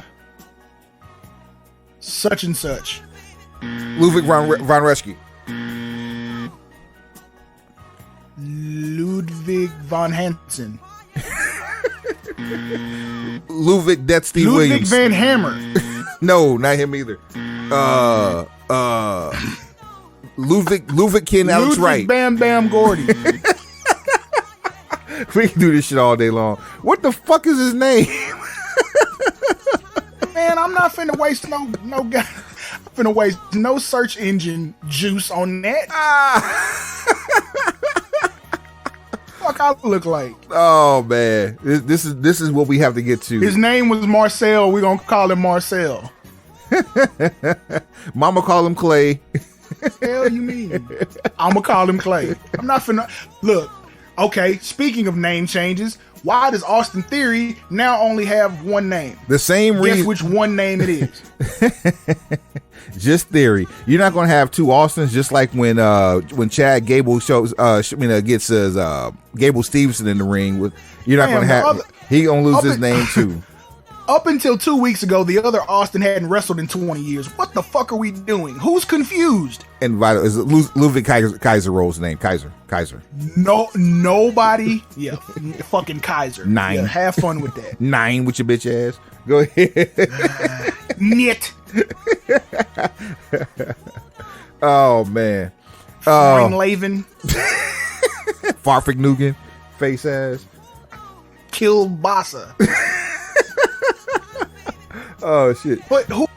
Tell me who is confused by Austin Theory and Stone Cold Steve Austin? Hell, stunning Steve Austin. Who's gonna be superstar? Who's gonna be confused with Chad Gable and Gable Stevenson? Only half of that's right, and that's only all I'm saying is, oh come on, man. Who's supposed to be confused, bro? No, I'm still here, man. I'm just making sure my dude and his family, they're getting ready to head back to San Antonio. They're heading back tonight? Yeah, they're heading back tonight, man. Bryson's got to work tomorrow. He's a executive with Black Rifle Coffee Company. Oh shit! Hey, hold on. He's the vice president and chief. No, I'm fucking with you. No, he works customer service for a coffee company. He's got to be back tomorrow. I'm about to say, fuck customer service shit. I need a bag. I drink coffee. I'm about to say we need to have a conversation. Yeah, he said hit him in the DMs and he's got you, bro. Ah shit, here we go. That's what I'm talking about. Yo, we got outside and in this bitch simultaneously. We got one more bit of business before we get up out of here, man. We had a conversation about WrestleMania moments, and we were talking about Cody's appearance, and then we also went off into a tangent about the whole fiasco that was the Jackass match, and then we also started talking about Austin showing up on not one but 2 nights, and then showing up on night 1 at 3 hours and 16 minutes into the damn show. But this conversation originated because Wood had Cody's debut ranked really high as far as WrestleMania moments. Really high, only from the reaction of the crowd. But then I think after having a conversation with Suave, that shit went way down way fast. Way down way fast. Because as we know, fuck them, we make the rules over here. So, that said, Tony Snow, we're gonna create a mixtape here. Suave already has a bunch of moments in here, and I would dare say these are on this list. Give me some moments. We're not gonna even like put them in order or take turns. We're just gonna throw them out there. Give me some of your favorite all-time WrestleMania moments, and also Bryson, if you can hear this, you as well. Just chime in as you will. Yeah, I'm gonna let Bryson start with one or two because they're about to bounce. So I'm gonna let him get in on this before he goes. Right Best on. favorite WrestleMania moments of all time. Some that stand out. Sean and Taker. I was there. That was 25. Sean and Flair.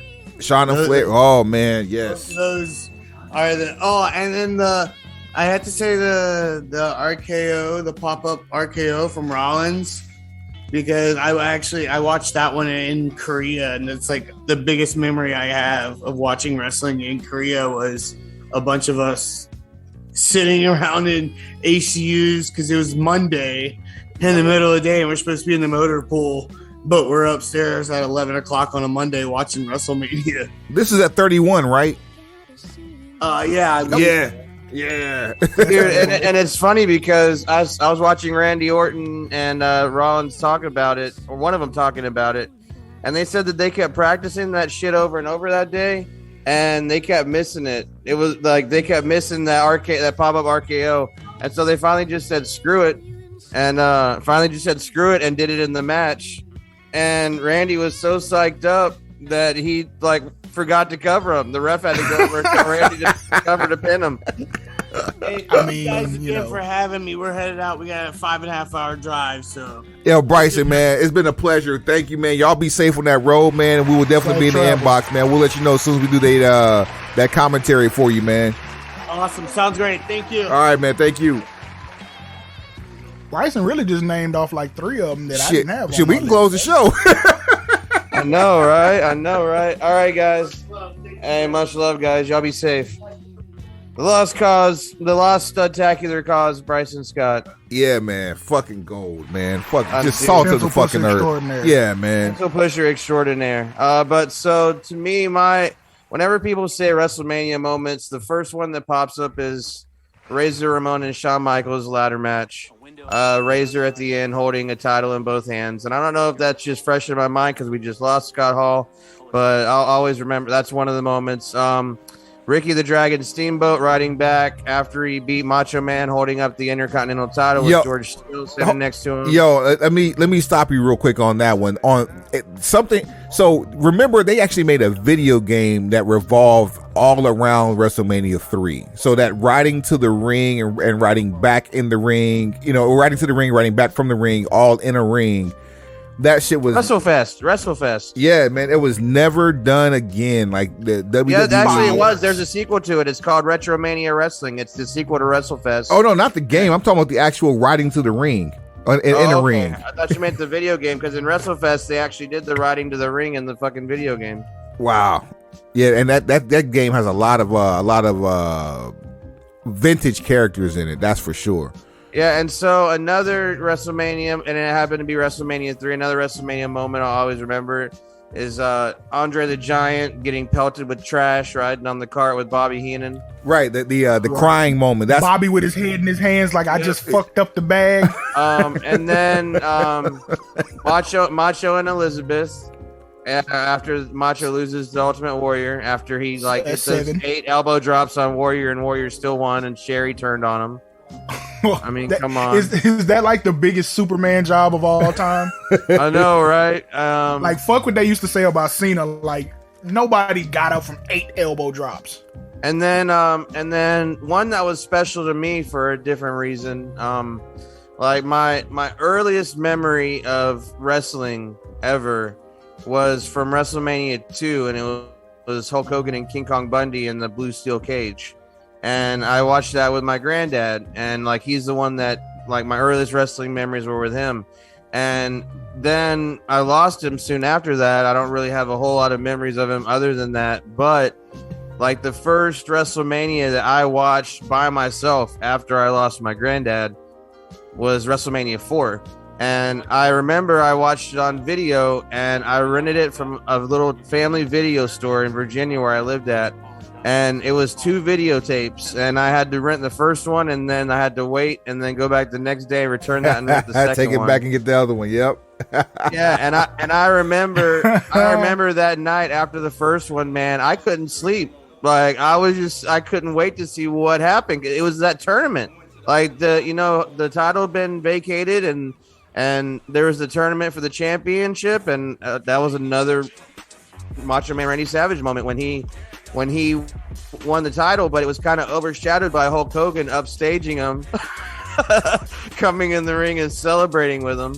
And then I guess 1 or 2 other moments that kind of stick in my head, but for other reasons. WrestleMania, gosh, which one was it? The Caesar's Palace one. Was that 11? Caesar's Palace was 9. 9. WrestleMania 9. That stupid.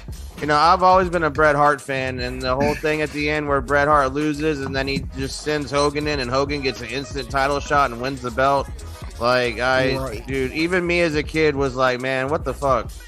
Like, this is some fucked up shit here. I don't know what's going on. And then you know what I remember for that match is how much salt Fuji threw in Bret Hart's eyes. It was like the whole bag, a whole bucket of salt. I mean, damn it, bro! The entire bucket of salt, like right there in his face.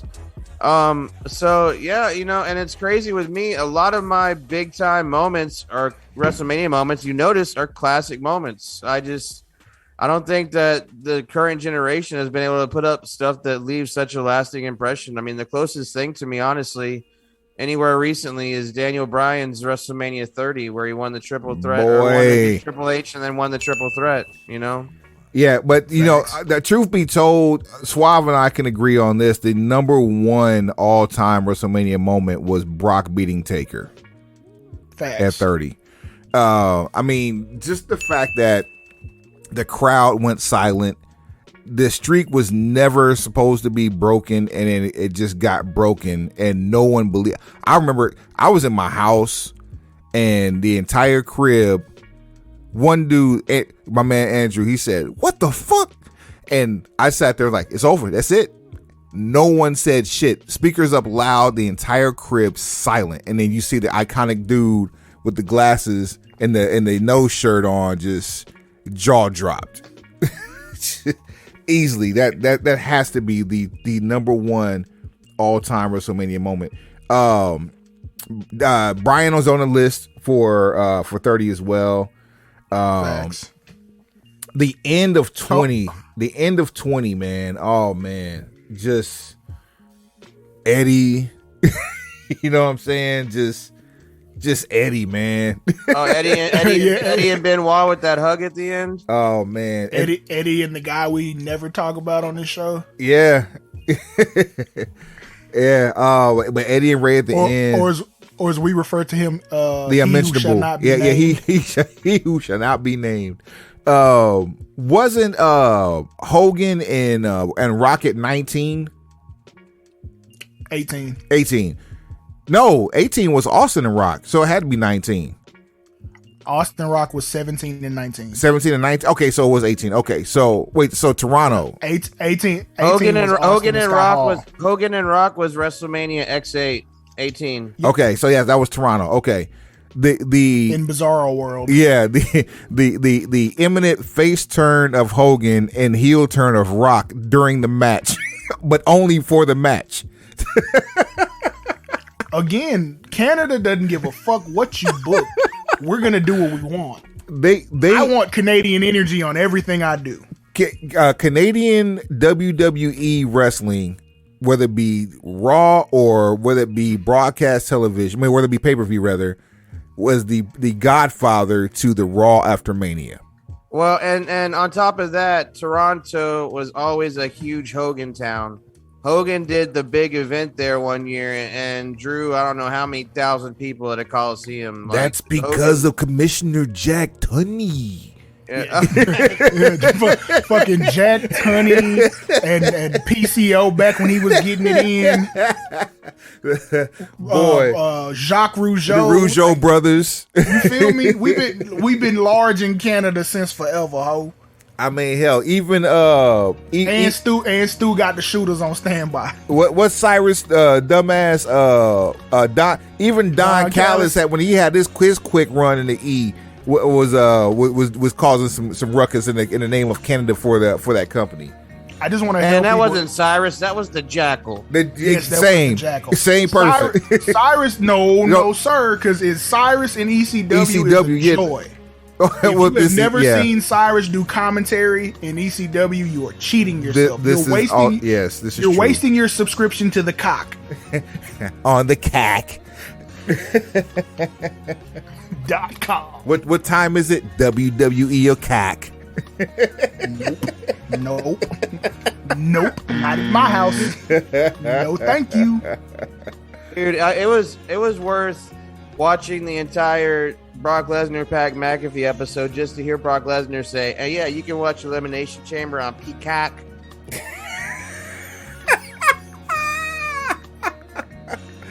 Oh, the cack. Oh, the cack. Cack-a-doodle-doo. And I swear he put extra emphasis on the cock. I'm sure Sable does too. Wait a minute. I'm gonna completely stay out of this because recent events have taught us that everyone does not react to conversation about their old lady the same way. I ain't trying to get slapped because I won't duck. If y'all haven't seen that episode, that interview, Brock slap you, I'm shooting him. If y'all haven't seen Brock Lesnar's interview with McAfee, though, it's worth watching, guys. It's brilliant. Like he's talking about how he puts his kids to work. He's like, "You little bastards ain't getting a free ride. Get your ass out there and do some shit." But his daughter looks just like him. God love her. She looks just like Brock. Well, hell, his son is in NXT, fucking Harlan. Man, you know, when you outside, I mean, he's the son of two first generation wrestlers, rather. So you know, I didn't know Brock definitely was outside love like that. He's definitely outside and in that bitch. Simultaneously, but I wasn't supposed. Now, see, with him, you can use up in that.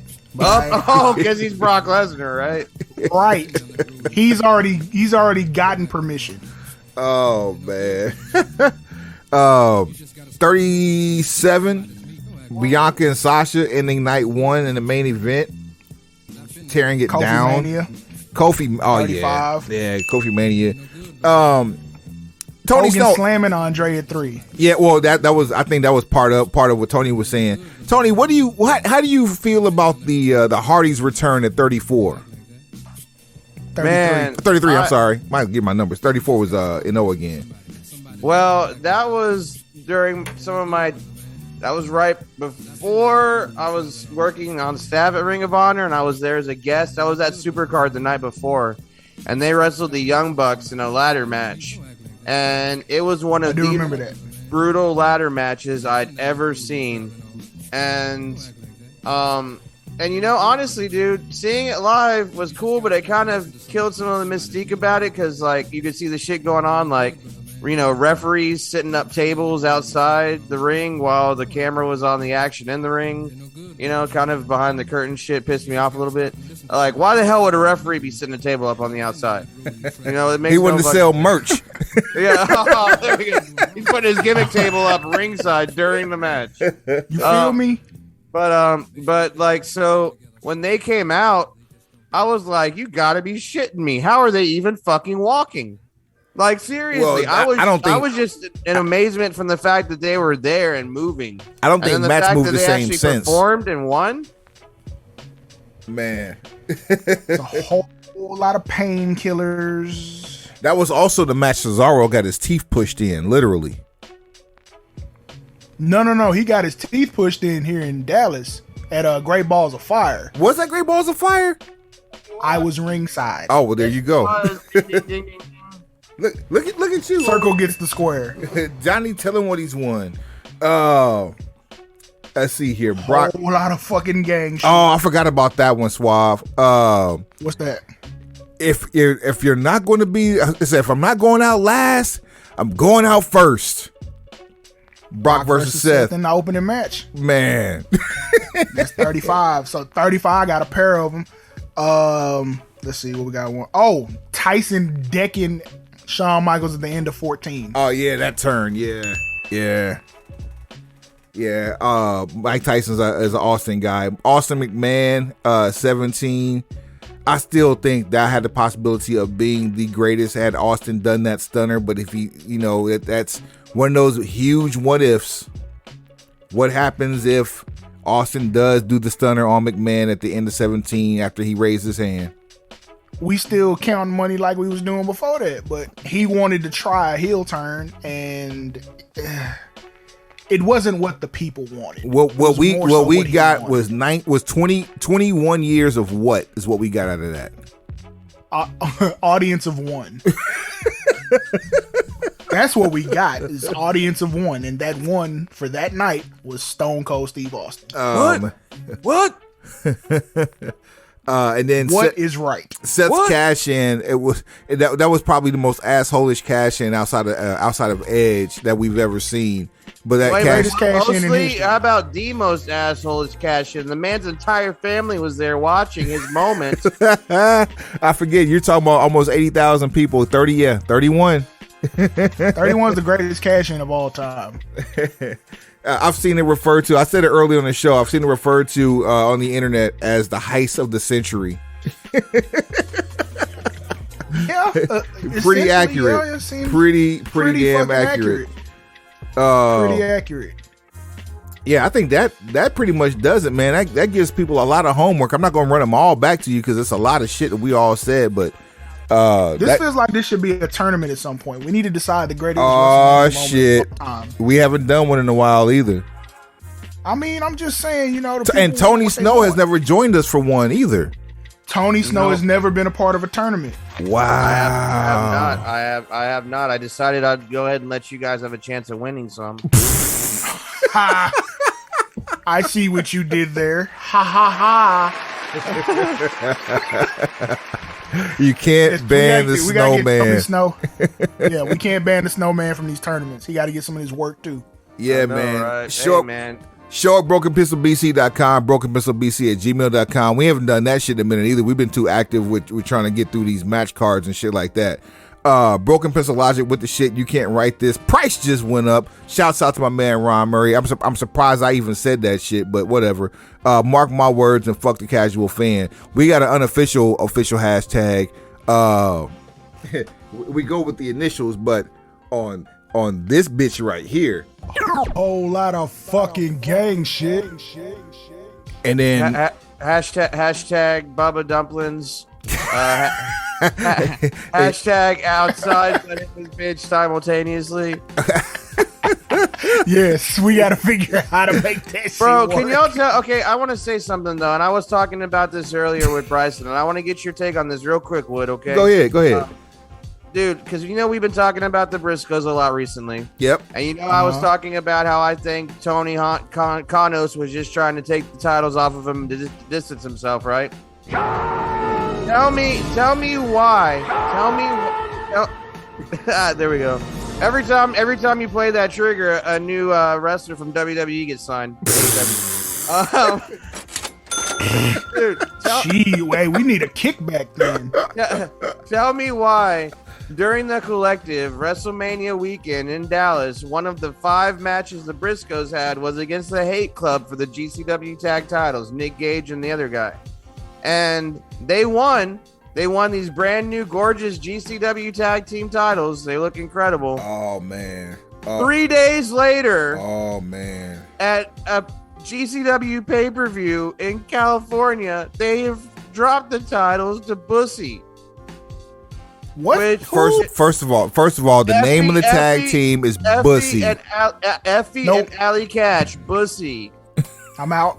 And the way that they did it, the entire match, Allie was on the outside most of the match. She hardly did anything. When she would come in, they would just shit can her back to the outside. She hardly had any fucking spots at all. It was basically just them beating the shit out of Effie the whole match. But then at the end, a bunch of idiots come in from the outside and run in and just start beating the crap out of the Briscoes with chairs, and Bussy gets their finishers in and win the fucking titles. So what's your question? Because I have an answer for you. My question is, why is everyone burying the Briscoes? It's not everyone. It's not everyone. Why is GCW taking the belts off of them right after they just gave them to them? Right after Ring of Honor took the belts off of them, and it looks like promotions are distancing themselves from these guys. I said this a few episodes back. I'm standing on it. We had a whole episode damn near dedicated to the story, the trials and tribulations of the Briscoes. And I've said some very pointed statements, but at the same time, I ended my statements by saying I would love to interview them. I'm still going to continue to watch them. Right?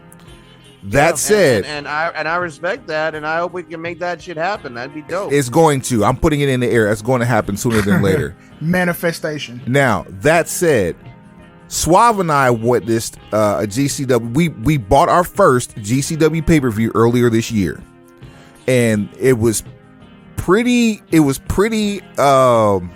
exciting. It was eye-opening. There was some slow spots in there, but you lost me with how you took the belts off the Briscoes.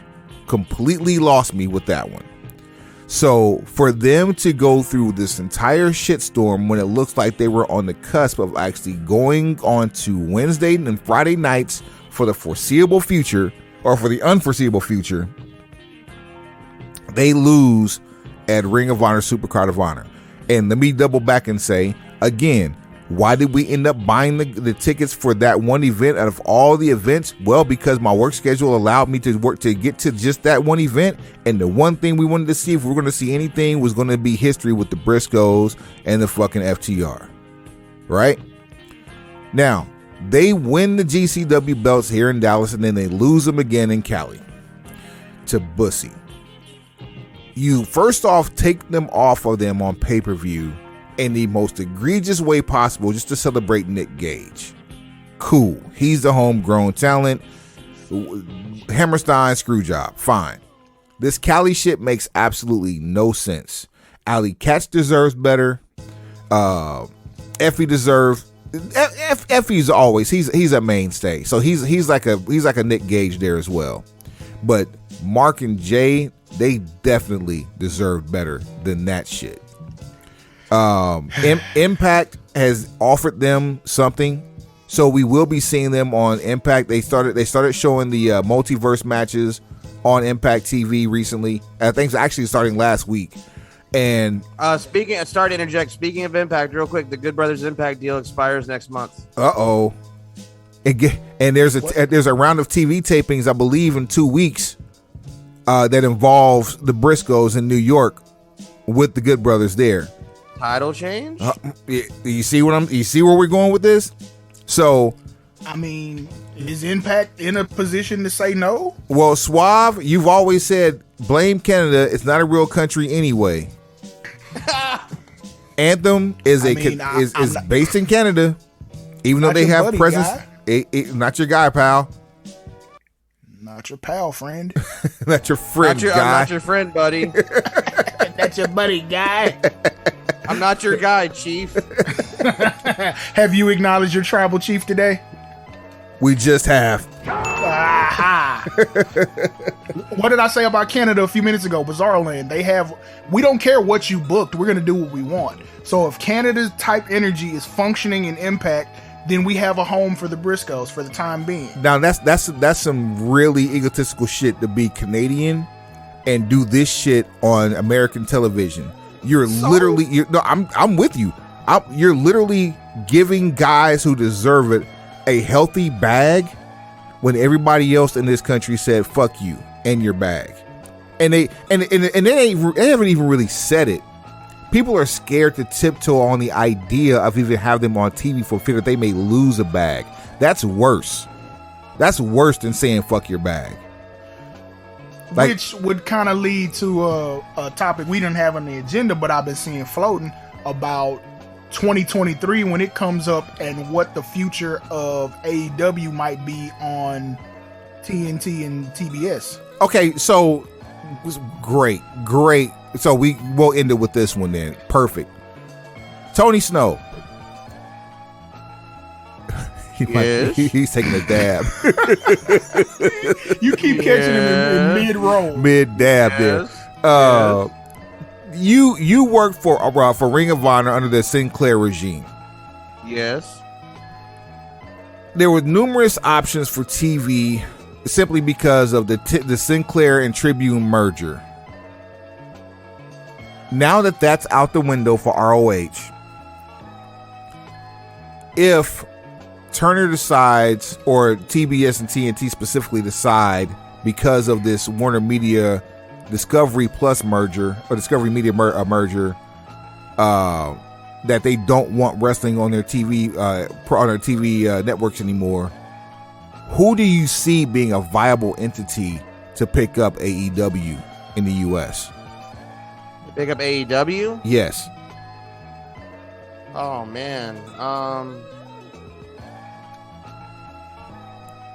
Honestly, I mean, you know, a few years ago, if you would have told me that Fox was going to be getting into pro wrestling, I would have said you were an idiot, because there's no way that a big name network is going to be showing pro wrestling. But here we are 2 years and $1 billion later. But when you look at it now, major pro wrestling is more mainstream than it's ever been.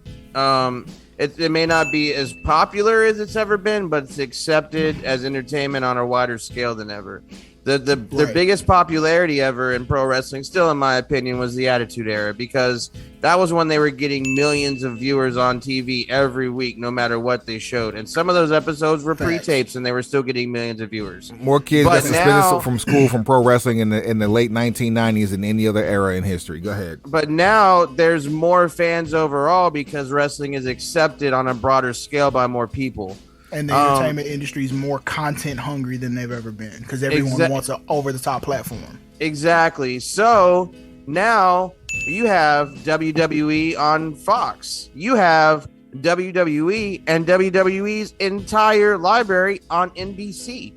Right. Peacock is NBC, guys. You know what I'm saying? So honestly, if AEW needs to find a new home, especially now that they have the assets of Ring of Honor, which it would be nice to see Ring of Honor on an actual major TV carrier, because they're still putting out new TV. They've been putting out TV that they've had taped for a while through the hiatus. They just broadcast it on a lot of streaming TV companies like Pluto and Stir TV. Stir TV, they put a lot of their stuff on. And it's still on Ring of Honor, ringofhonorwrestler.com, and also on YouTube.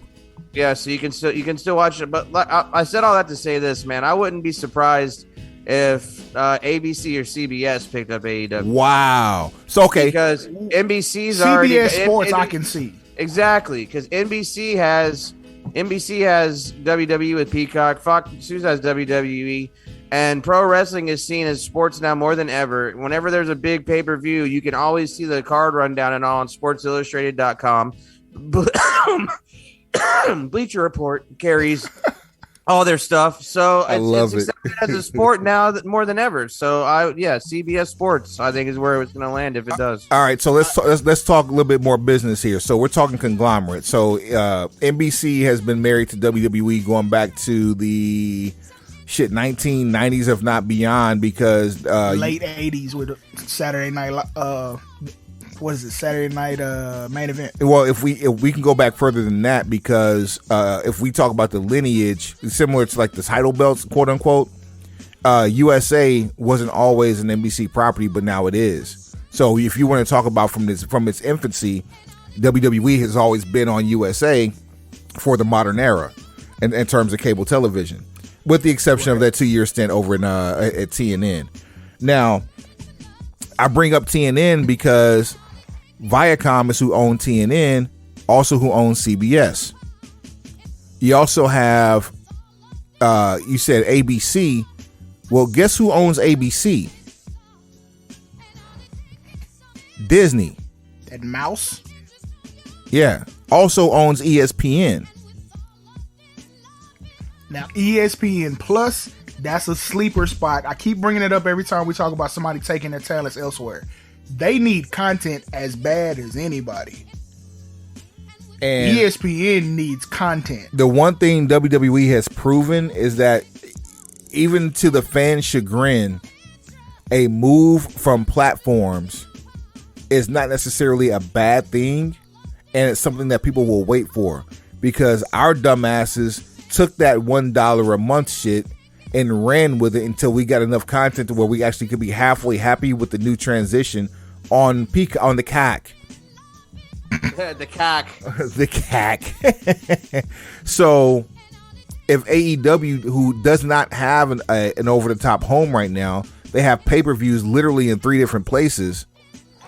If they go somewhere not named HBO Max and drop all their content on, one great place to do so would either be Fox, which WWE has and has over the top, has their SmackDown in their cloud, or ESPN Plus, which has absolutely no professional wrestling in its cloud.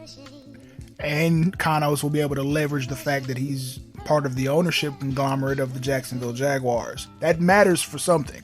Oh boy, imagine getting a Saturday Night's Main Event on ABC. Now you've had Saturday Night's Main Event on USA. I'm sorry, on NBC, Fox, and now ABC. All that's left would be CBS if you were to even pull that card. I think CBS Sports is a real place. Paramount Plus is probably somewhere that would, put a bid in. Also Viacom, but Paramount Plus would be Paramount Plus. The Paramount Network rather hasn't really been shit since they lost Bellator, and Bellator's on Showtime now. I can't say anybody's going out of their way to watch Bellator on Showtime. Hell, okay. I can't even say people are going out of their way to watch live boxing on Showtime. Facts. So let's peep this. Let's say it's not a national network. Let's say it's not a free network that picks this up. Okay. What's to stop a Showtime from saying, we'll bring you in? Because look, ABC to me feels a little too white collar for professional wrestling as it is presented on AEW TV. There'd have to be way too many changes. You're not gonna see hardcore matches on free TV. Nobody's bleeding on free television on ABC. You're not gonna drop shit or a random fuck from a crowd on free TV. Right, but on Showtime, you can get real active. You can be outside and in this bitch simultaneously. But it also makes me think about, okay, MLW just filed a lawsuit against WWE for basically short-stopping they play of trying to get on the network. Khanos cannot let literally jump the shark. Go ahead. Right, Khanos cannot let 2023 get here without a plan B. Because if you out here in these streets and you ain't, if you out here in these streets, if you outside and in this bitch. No. This is different. If you out here in these streets and you ain't chose up yet, somebody liable to peel your pockets back. If you don't know what I mean when I say that, you need to watch Bossing Up. Dude, and how about this from this past week? One last thing. How about Cody and Miz's exchange? The whole belt, title, sports entertainer, wrestler, superstar, that shit. Did y'all catch that? So I'm glad you brought that up. Indeed, we did. So that's actually what we started the show off with, was talking about the future of Kodak, booking Cody's future. I thought you were gonna say Kodak Rhodes. Kodak Rhodes, bitch. Yeah. Wrestling has more than one super gremlin. Yeah. So Super Nightmare Gremlin. What do I knew the blade would cut, but I still bled because I'm a gremlin. do we actually? I think we need a whole episode of Tony Snow reading Kodak Black lyrics. Just as a book, not even as a rap, just as a book. Yeah, you just have to read them out, print them out, and read them. And he needs to be as high as Jupiter when he does it. You mean now? So on a Tuesday. Yes, on a Tuesday. We also have to make sure that he's outside and in this bitch simultaneously. Do we think so? The whole saying forbidden word shit, right? That's one thing. What if this whole leak of this story about the booking for Money in the Bank is also part of this same universe? I certainly hope so. I do. For that reason, I definitely hope so.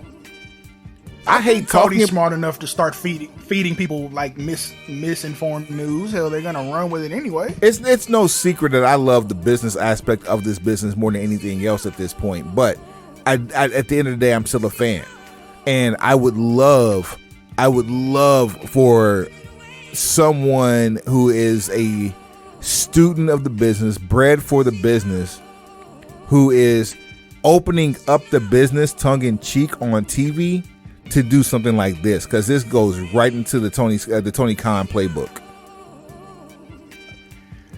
What we need to pull from the Tony Khan playbook is going on Twitter and essentially announcing that there is a seedy campaign to defame AEW by Twitter bots.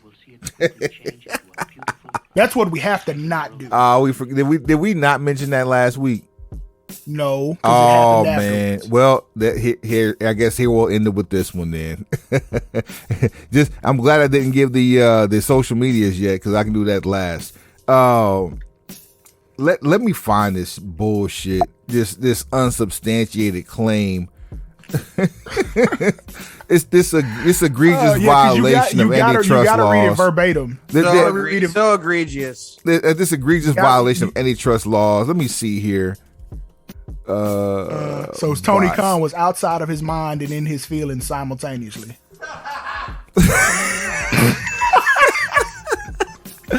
All right, and I quote. And this is why you can't ban the snowman.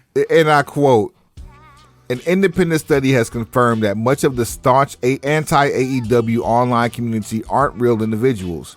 It's a staff running thousands of accounts plus an army of bots to signal boost them. Look closely. These aren't real people. Who paid for such a quote-unquote wildly expensive thing? How do you know it's wildly expensive? Who would, how would one know the price tag on that? Who would do that? Just to say he did it. Like, how would you know the sticker price on a Tesla if you've never been to the dealership? Because price just went up. Oh, you've never looked it up online. There you have it. I don't know the active price on a brick. You know why? Because I'm not a drug dealer. Oh man. I just got an interesting message sent to my phone, but I can't talk about it on the air. So as soon as we get off the air, we got a little breaking story for y'all. Well, Bet that. Perfect timing. At Broken Pencil BC on all things social. That's at Broken Pencil BC on what? Everything. Bitch. Suave. Thank you. Thank you, Tony Snow. We appreciate you as always, my brother. You're welcome anytime, as you know that. My pleasure, man. You're gang, because where the gang goes, the gang goes. Thank you for talking to my homie Brysin, man. Man, he's our homie now too. I'm gonna give me some coffee. Suave, take us to the house. Thank you, Braun Strowman, for stopping the news cycle on Khanos, because otherwise that joke would have run for as long Adam as Scherr we could possibly milk it. Adam Scherr is controlling his own narrative, literally, outside and in his bitch simultaneously. Well, I tell you what, I'm gonna control the end of this podcast. Shout out to my boy Jordan Oliver. My bad. Pencil pushers, heads up, pencils down.